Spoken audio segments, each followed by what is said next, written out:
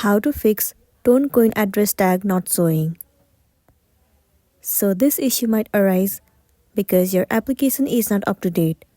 In order to check it out, head over to your App Store. In the search bar, search for Toncoin. Head over to this app, Toncoin Wallet.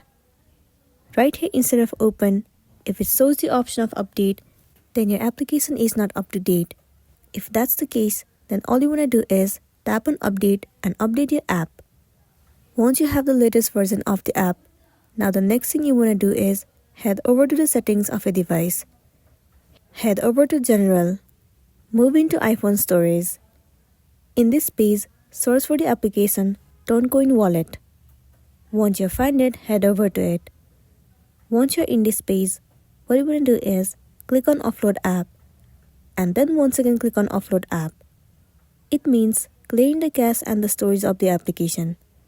It might also fix the issue that you have been facing in the app. But if you are still having the issue, the next thing you want to do is simply uninstall the application and reinstall it again. Reinstalling the app will definitely help you out. So that's all for today, and this is simply how you can fix Toncoin address tag not showing.